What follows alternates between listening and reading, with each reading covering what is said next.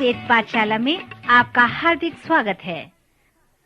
परमेश्वर का वचन जीवित, पवित्र एवं सामर्थी है। आशा है कि आज के वचन से आपको आत्मिक लाभ होगा। तो लीजिए प्रस्तुत है ये संदेश।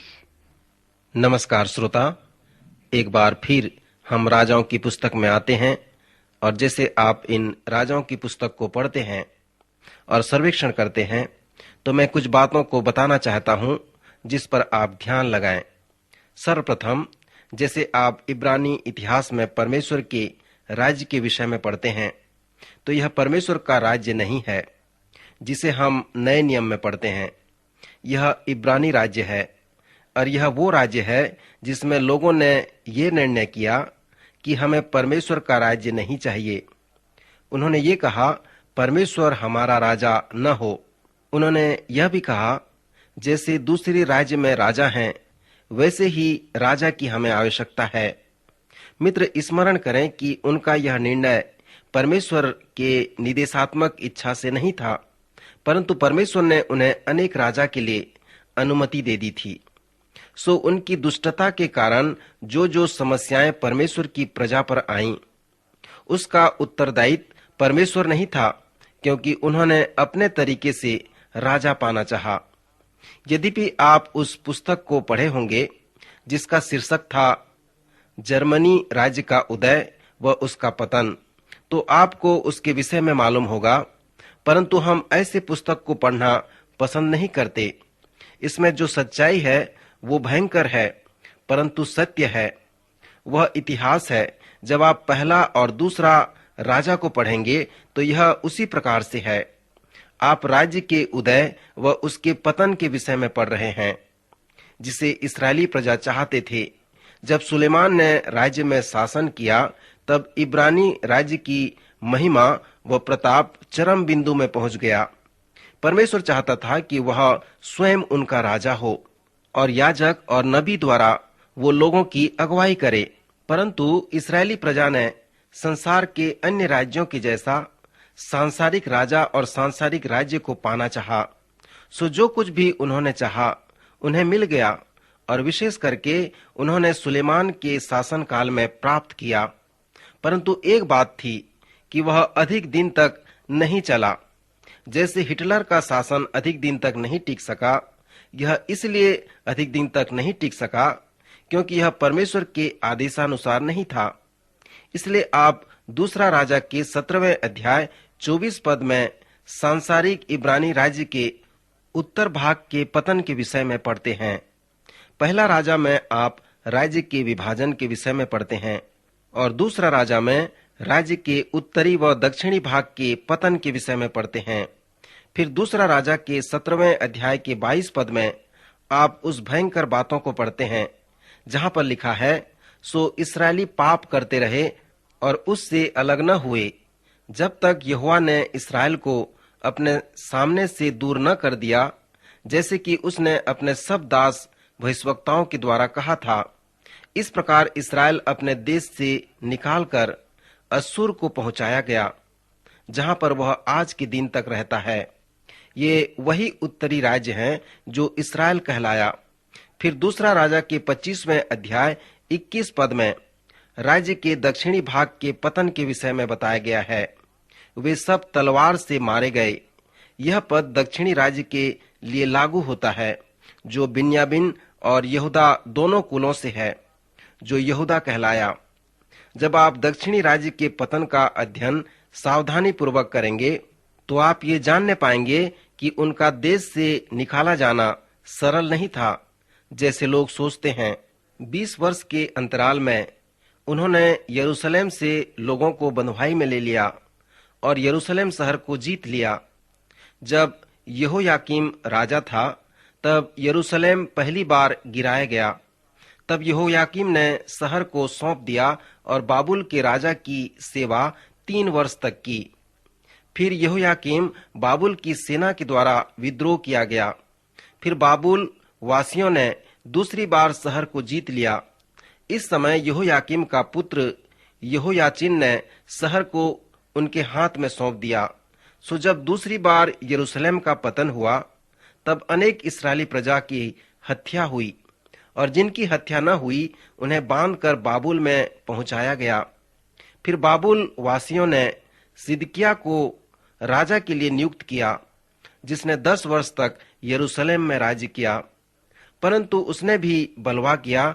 तब तीसरी बार यरूशलेम शहर जीत लिया गया, और इस समय तक संपूर्ण रूप से शहर गिरा दिया गया और नाश हो गया था। जब हम इजरा व नेहम्याह का अध्ययन करेंगे, तब हम बाबुल की बंधुआई से इस्राएली प्रजा को वापस लौटते हुए देखेंगे।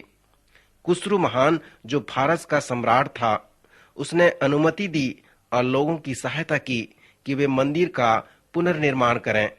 उस पुनर्निर्माण में अनेक विरोध हुए। जिन लोगों ने विरोध किया, उन्होंने फारस के सम्राट को पत्र लिखा कि यदि आप इतिहास को देखेंगे और उस पर जांच पड़ताल करेंगे तो पाएंगे कि ये लोग बहुत विद्रोही हैं। और जब इतिहास को देखा गया, तब पता चला कि सचमुच में वे विद्रोही लोग थे। उसके बाद पुनर्निर्माण के कार्य को रोक दिया गया।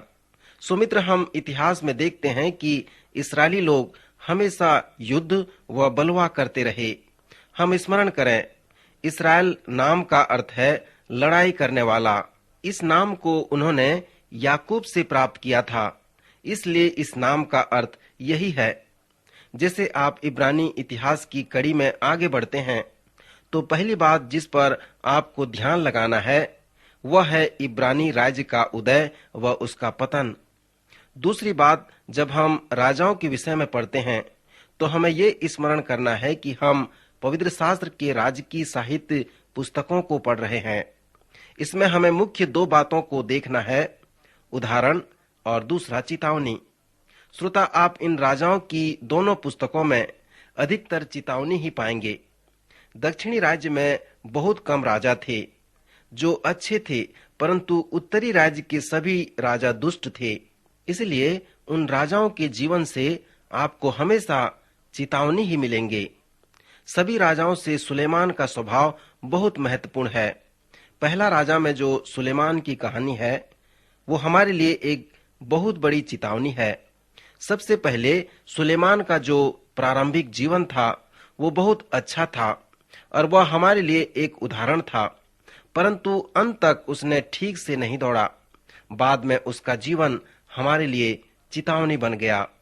राजाओं के प्रारंभिक अध्याय में दाऊद ने अपने पुत्र सुलेमान को अपना पदभार सौंप दिया। फिर दाऊद जब मृत्यु की बिस्तर में पड़ा था, तब उसने अपने पुत्र सुलेमान से कहा, सीमी को लेकर आ, जिसने मुझे श्राप दी है। जब मैं यरूशलेम से जा रहा था, तब वह अपने पद से निर्वासित हो रहा था। तब वह सीमी को भूल गया था, परंतु अपने मृत्यु के समय उसने सुलेमान से कहा, मैंने सीमी को अपना वचन दिया है कि मैं उसकी कुछ हानि न करूंगा, परंतु तू तो वचन नहीं दिया है और तू मेरे वचन में बंधा भी नहीं है। तू एक बुद्धिमान व्यक्ति है, तुझे मालूम होगा कि उसके साथ तुझे क्या करना चाहिए। उस पके बाल वाले का लहू बहाकर उसे अधलोक में उतार देना। सो सुलेमान ने सीमी की हत्या कर दी। फिर दाऊद ने सुलेमान से ये भी कहा, योआब को ले आ, क्योंकि उसने अबनेर और अमासा दोनों सेनापतियों की हत्या की है। श्रोता, यहाँ पर योआब को बुलवाकर उसकी हत्या करने का कारण ये नहीं था कि उसने दाऊद के 2 सेनापतियों की हत्या की, परंतु इसका कारण यह था कि याओब ने अबशालोम की भी हत्या की थी, परंतु दाऊद यहाँ पर ऐसा नहीं कहता है। और मैं सोचता हूँ कि वही उसका मुख्य कारण था कि उसने सुलेमान को आज्ञा दी कि वह योआब की हत्या कर दे। जब सुलेमान इस्राएल का 3रा राजा बना, उसने परमेश्वर से प्रार्थना की। उसने कहा, हे मेरे परमेश्वर यहोवा, तूने अपने दास को मेरे पिता दाऊद के स्थान पर राजा किया है, परंतु मैं तो एक छोटा लड़का सा हूँ जो भीतर बाहर आना जाना नहीं जानता।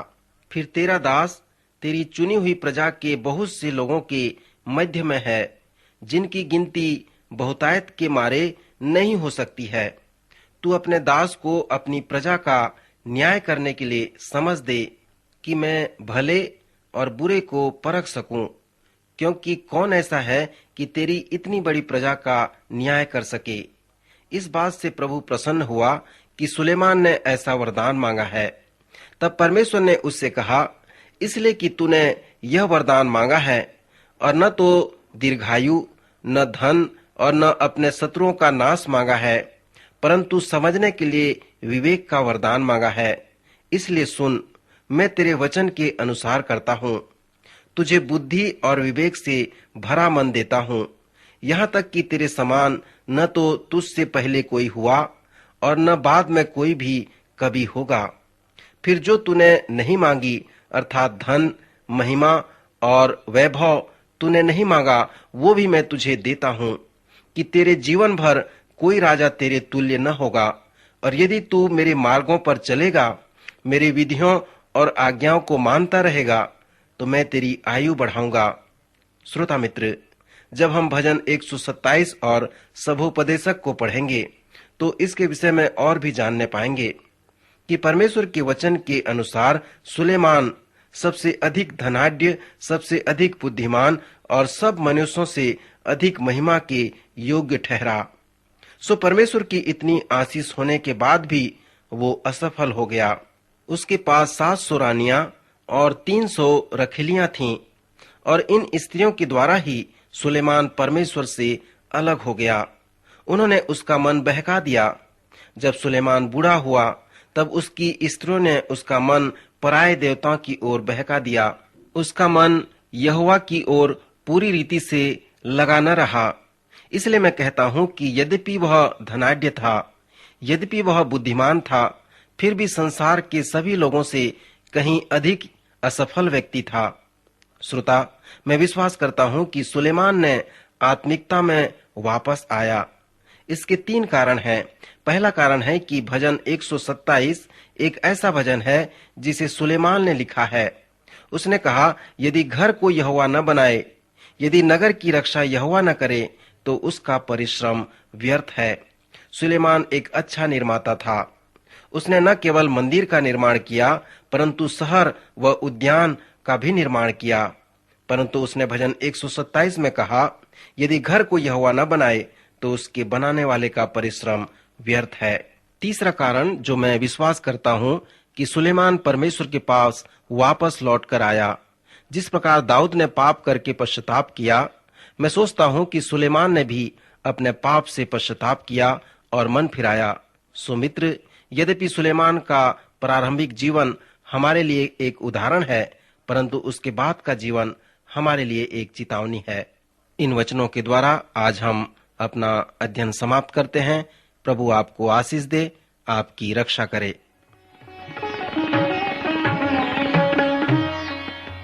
अभी आप सुन रहे थे कार्यक्रम वेद पाठशाला। श्रोता, हमें विश्वास है कि इस कार्यक्रम के द्वारा आपको आशीष मिली है। यदि इस कार्यक्रम के विषय में अधिक जानकारी प्राप्त करना चाहते हैं या बाइबल अध्ययन से संबंधित कोई प्रश्न हमसे पूछना चाहते हैं, तो आप हमें इस पते पर लिखें। हमारा पता है कार्यक्रम Ved Pathshala, Vishwavani, post box number 731, Faridabad 7, Haryana. पता एक बार फिर से सुन लीजिए। कार्यक्रम Ved Pathshala, Vishwavani, post box number 731, Faridabad 7, Haryana. तो इसी के साथ आज के कार्यक्रम का समय यहीं पर समाप्त होता है। अगले कार्यक्रम में आपसे फिर भेंट होगी। तब तक के लिए हमें आज्ञा दीजिए। नमस्कार।